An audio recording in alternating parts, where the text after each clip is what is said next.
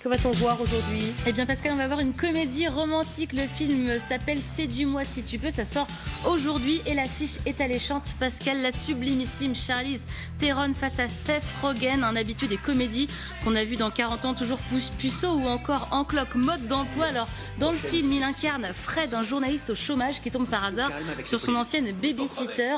Charlotte est devenue une brillante secrétaire d'État en course pour devenir la prochaine présidente des États-Unis. Elle engage Fred pour l'écriture de ses discours. Avec son allure d'adolescent, son humour et son franc-parler, Fred fait tâche dans l'équipe de campagne, mais il amène de la fraîcheur et il déride cette femme politique qui rêve parfois d'une vie un petit peu plus normale. Tout les sépare et pourtant leur complicité est évidente. Mais une femme promise à un tel avenir peut-elle se laisser séduire par cet homme maladroit et décalé? Regardez. Ça va? Tu fais mater par la ministre, là? Je la connais plus ou moins. C'est comme dire que t'es pote avec une licorne, tu te fous de ma gueule. Elle m'a oublié depuis le temps. Madame la ministre veut s'entretenir avec vous. Qui, moi? Je suis pratiquement certaine qu'on se connaît tous les deux. Je m'appelle Fred. Lasky? Ouais. Qu'est-ce que tu es devenu alors? Je suis journaliste. J'ai besoin d'auteurs pour donner du punch à mes speeches. Pour t'écrire de bons discours, il faut que je te connaisse mieux. T'as quelqu'un? Quel mec serait prêt à suivre une femme autour du monde et se contenter de 5 minutes par jour d'intimité? On a bien failli y rester. On a vraiment failli mourir. Ok, pour évacuation. Oui, merci agent M.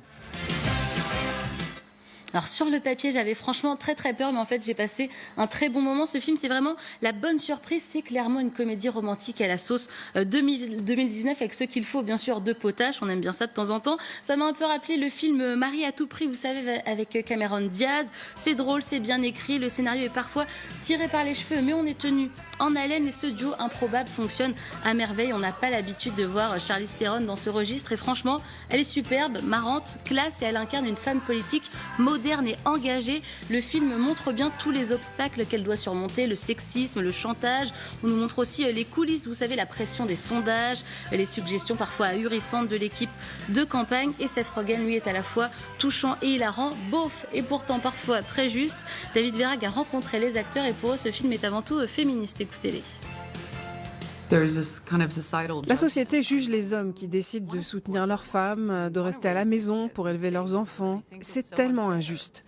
Je pense que notre société est de moins en moins comme ça, mais on ne le voit pas encore au cinéma. On voit bien qu'il y a encore des réticences et que ce n'est pas encore la norme. Je suis tout à fait d'accord. J'aime cette idée qu'un homme perde son ambition, ses envies de carrière, son envie de réussir à tout prix.